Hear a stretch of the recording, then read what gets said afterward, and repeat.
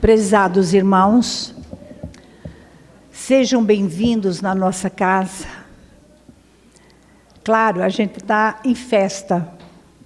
Quando a gente entra e vê aqueles medicamentos ali, parece que é uma bagunça, mas não é não. É uma bagunça bem organizada.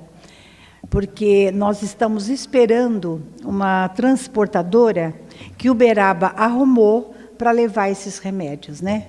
Então, parece que até terça-feira chega a transportadora. E também lembrar aos nossos irmãos que dia 24 desse mês, às 14h, vai ter aquele trabalho de passes com aquele médium que é o Paulo Neto. Então, quem quiser passar nesse passe, precisa dar o nome lá, só para a gente ver o fluxo de pessoas, não é? E organizar.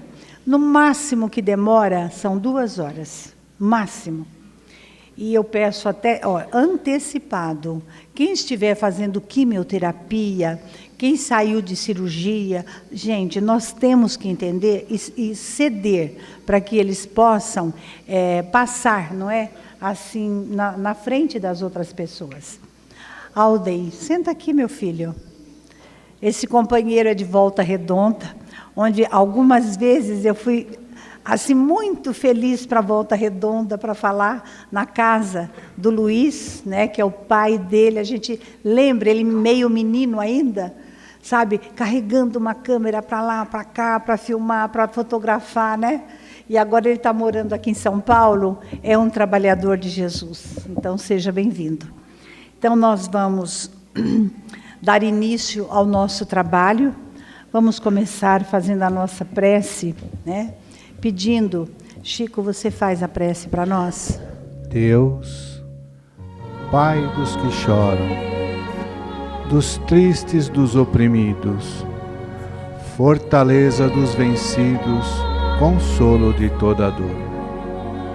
Embora a miséria amarga, do pranto dos nossos erros, neste mundo de desterro, clamamos por vosso amor.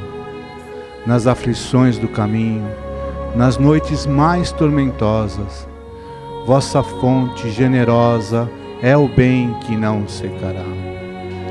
Sois em tudo a luz eterna, da alegria, da bonança, nossa porta de esperança que nunca se fechará. Quando tudo nos despreza, no mundo da iniquidade, quando vem a tempestade sobre as flores da ilusão. Mestre, sois a luz divina, o cântico da certeza, vencendo toda aspereza, vencendo toda aflição. No dia da nossa morte, no abandono, no tormento, trazei-nos o esquecimento da sombra, da dor, do mal. Sintamos a luz da vida, renovada e redimida, Pai, na paz ditosa e imortal. Glória a Deus nas alturas, paz na terra a todos de boa vontade. Existe um livro que é Psicofonia, de Chico Xavier. O Chico tinha todas as mediunidades que nós possamos imaginar. Era infinito. Era de uma sabedoria que transcendia o ser humano. E nesse livro chamado Vozes do Grande Além, foi psicofonia, e quem foi formando esse trabalho, esse livro, foi o esposo da Meimei, não é? Que tinha ficado viúvo, e quando ele conheceu o Chico, ele ficou tão encantado com a mediunidade, encantado com tudo que ele estava acontecendo, que realmente ele se entregou depois para a doutrina. Hoje ele já está falecido também, o Arnaldo. Então, desse livro, existe na psicofonia, que era gravado, né, com a voz do Chico e tudo, uma lição que é uma coisa tão grandiosa que vocês não podem nem calcular. Olha, chama Vozes do Grande Além. Sabem por quê? Às vezes nós ficamos tão perplexos com tudo que acontece ao nosso redor, Quem poderia imaginar que um acidente de avião ia acontecer o que aconteceu, não é? Com aquele rapaz, vamos dizer assim, porque ele era tão novo ainda, não é? Quem poderia imaginar que foi uma morte tão trágica, que abalou até, vamos dizer, todo o Brasil? E que, nesse momento, todos eles que passaram para o plano espiritual, de uma forma tão abrupta, que os mentores possam ajudá-los na readaptação no plano espiritual, não é? Mas, para que a gente possa entender essas tragédias, nós temos que estudar. Porque, senão, chega uma hora que nós vamos dizer, não acredito em Deus. Eu não posso acreditar que Deus permite um sofrimento tão grande. Então, se nós ficarmos apenas dizendo, olha, eu tenho fé, olha, eu tenho confiança, olha, posso dizer para vocês que amanhã nós não vamos ter mais nada. Porque a cada minuto, a cada instante, tem acontecido tantas coisas que somente uma religião firme poderá, assim, nos dar uma orientação e continuarmos com a nossa fé inabalável. Então, vejamos essa lição. Na reunião do dia 25 de agosto de 1955, Valéria, uma abnegada amiga espiritual, nos visitou através do médium, contando-nos algo de sua romagem última pelos caminhos da Terra. Em traços simples, mas profundamente humano e expressivo, plasmou o formoso estudo da lei de causa e efeito que passamos a apresentar. Gente, o que é a lei de causa e efeito? É assim, quem planta, colhe. Tudo que nós fizermos para o nosso semelhante, o bem e o mal, volta para nós mesmos. Por isso, os dizeres de Emmanuel, na mesma circunstância que colocas o teu irmão, um dia serás colocado. Não duvidemos disso. Ninguém avança esquecendo o passado. Quando nós conseguimos fazer alguém feliz, vocês podem saber que nós estamos plantando para nós mesmos um pedacinho do céu. E toda vez que nós fazermos algo de errado, conseguirmos realizar uma vingança, uma coisa torpe, nós estamos simplesmente plasmando para nós mesmos o inferno que nós passaremos a viver. Quem acende, quem põe incêndio na vida, acende as chamas, nós vamos viver sobre labaredas. Então, convém meditar, estudar, para a gente não cair em tentação. Amigos, trazida ao recinto por nossos instrutores, ofereço-vos alguma coisa de minha história obscura. Lembrem que é uma irmã que já é uma amiga espiritual. É um espírito que já plantou a paz para ela mesma. Mas vamos ver o que aconteceu durante a sua vida aqui na Terra. É um episódio de dor, porque nascido da culpa, mas também de alegria, por erguer-se a redenção, observo que a verdade aqui se exprime veloz, por intermédio de vossa boca. No entanto, para comigo, externou-se devagarinho pelas amargas lições da lepra. Não obstante o anonimato de meu berço e a singeleza de minha existência, em minha última romagem pela terra, guardava todos os títulos da mulher venturosa. No entanto, quando mais me orgulhava do lar feliz, coroado pela presença de um esposo e 4 filhos, cujo amor supunha invulnerável, eis que a justiça divina delegou a Morfeia o poder de expurgar-me o coração. Nunca me esquecerei do pavor que vi desenhar-se no semblante daqueles que eu mais amava, quando regressei da cidade ao campo com o diagnóstico terrível. O desprezo de que me vi objeto doía muito mais do que a própria enfermidade. Meu companheiro e meus filhos, amedrontados, fizeram-se do sítio florescente em que minhas mãos lhes afagavam a vida e fugiram de mim, alegando-me apenas desguarnecida palhoça no seio da mata onde me caberia morrer.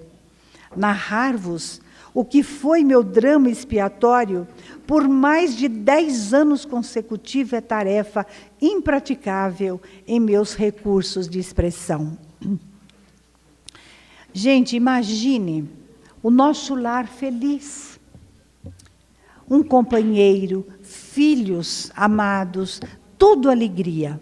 De repente, um diagnóstico terrível, a lepra.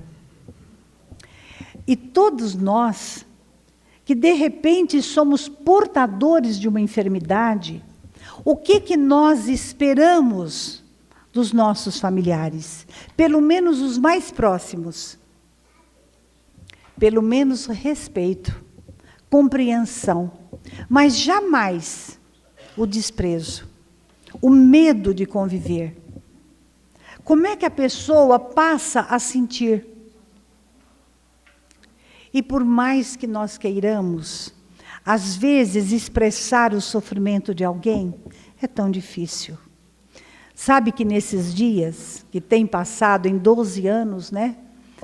A gente está convivendo com desencarne, pessoas que estão indo para o plano espiritual, pessoas que parece que estão em paz consigo mesma.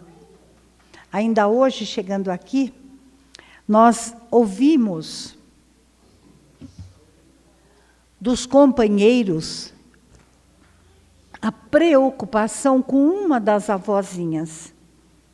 E batendo os olhos, nós percebemos que está se aproximando o momento.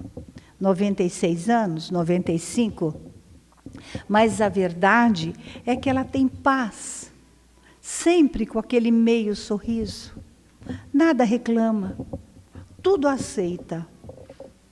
Até mesmo de tê-la colocado aqui conosco. E que ela chegou a dizer para as filhas, quem quiser que venha me ver aqui. Porque meu lar é aqui. Então, conviver o dia a dia, a gente percebeu uma pessoa que está com a mala pronta, só esperando que os benfeitores venham buscar. São experiências, gente, que fica gravada na nossa alma pela eternidade.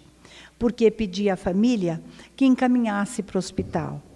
E aí, a nossa companheira que dorme aqui à noite, me procurou, dizendo que os médicos já avisou que os rins está paralisado, que não tem mais jeito, e que não vão mexer, porque não vale a pena fazê-la sofrer.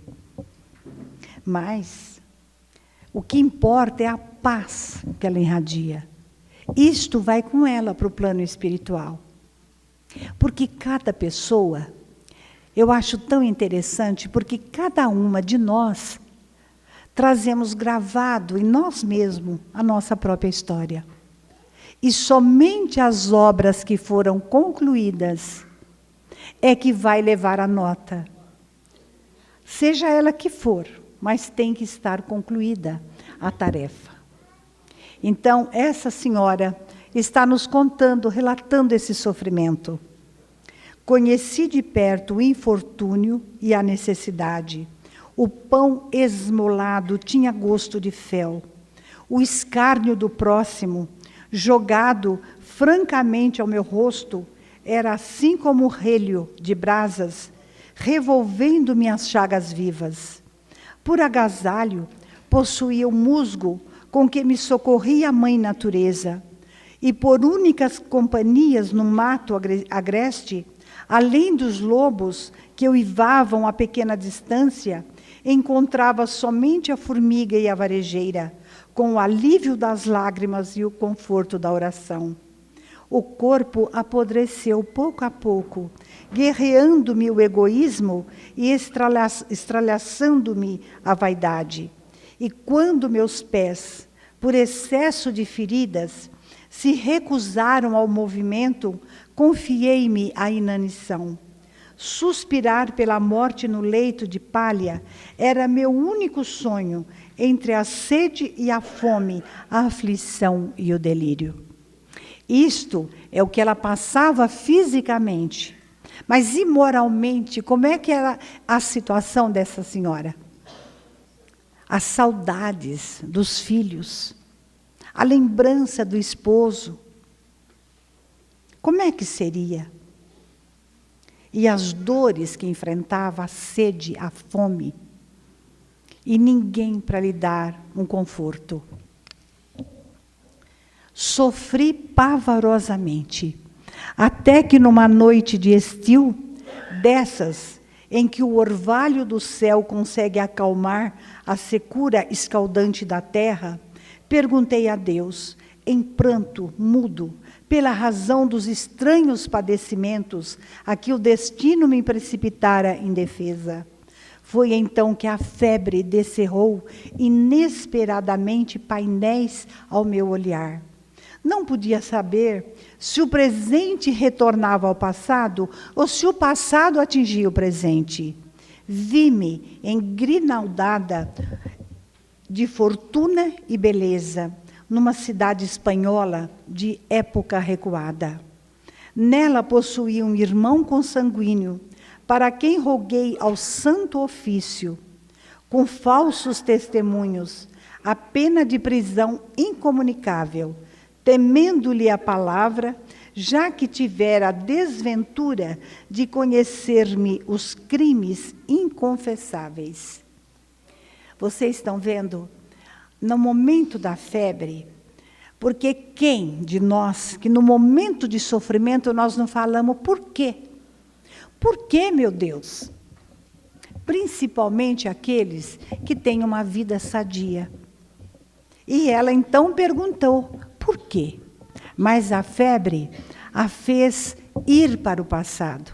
E era tão real que ela não sabia se o passado veio ou se ela que foi para o passado. Ela tinha um irmão consanguíneo e foi rogar ao Santo Ofício. O Santo Ofício é da Igreja Católica, são os padres, que no tempo da Inquisição, assinada por Gregório IX, o Papa Gregório IX é que assinou a Inquisição. E que a sua história no mundo espiritual se encontra num livro do André Luiz, chamado Libertação. Então, a gente não sabe, não é? O porquê dos porquês. E Emmanuel, ele alerta, nós só estamos pagando as nossas dívidas quando nós não estamos provocando sofrimentos alheios. Porque nós não podemos fazer do nosso sofrimento padecimento para outras pessoas. Então, continuemos.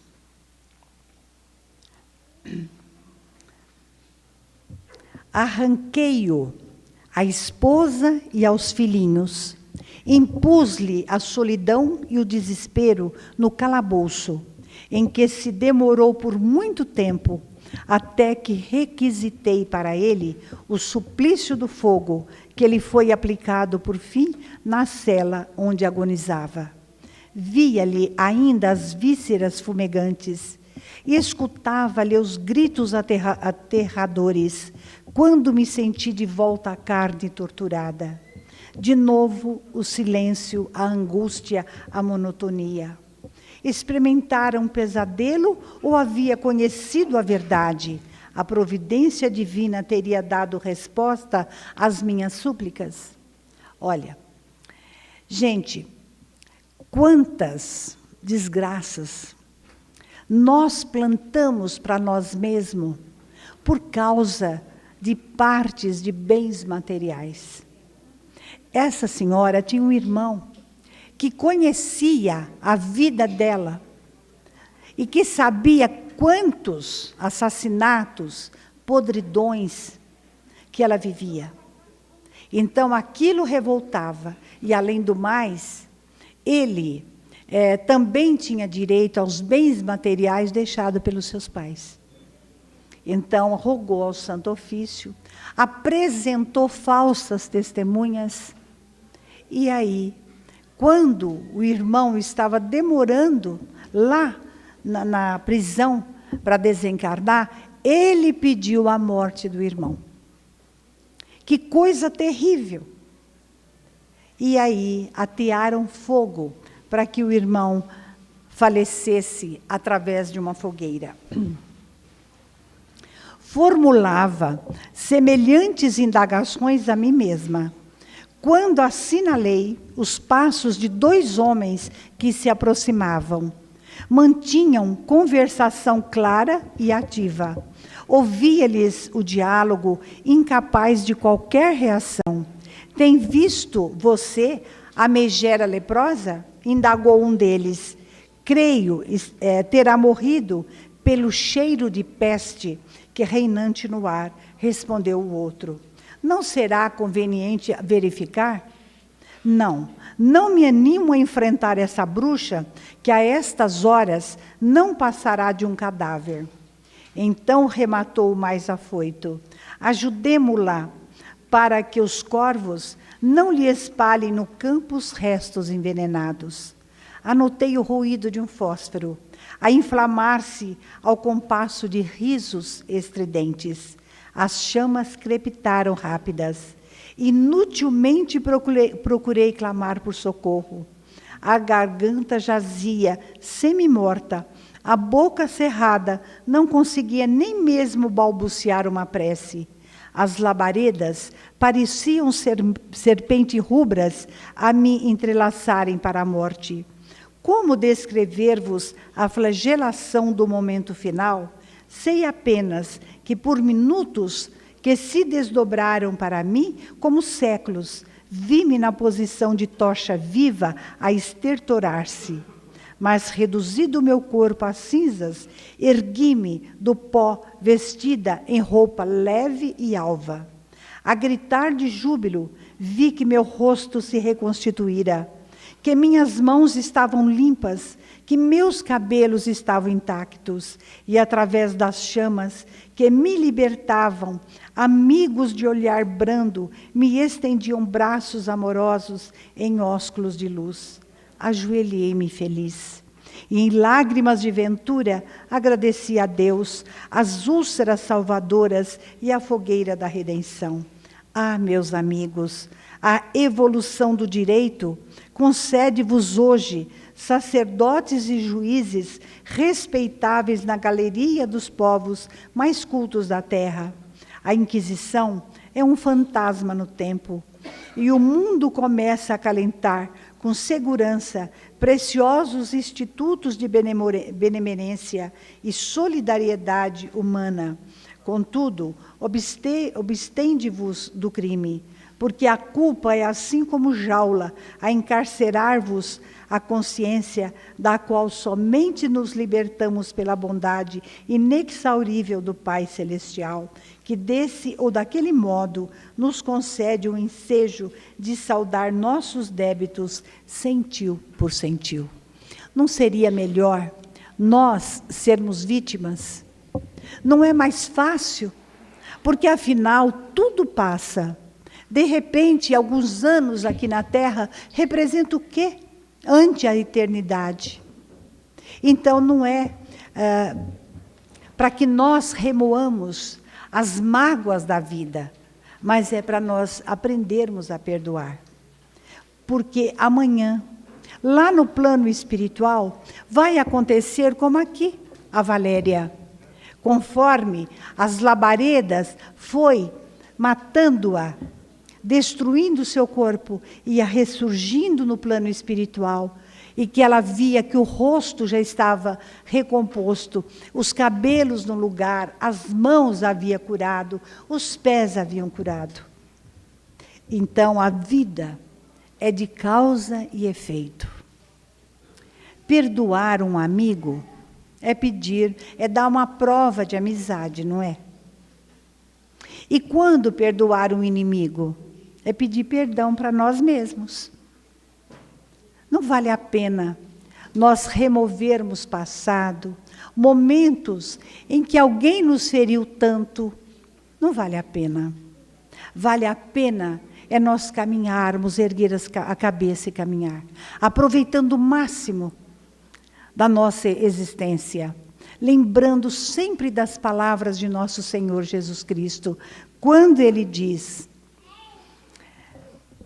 reconciliai depressa com teu adversário, enquanto está a caminho com ele.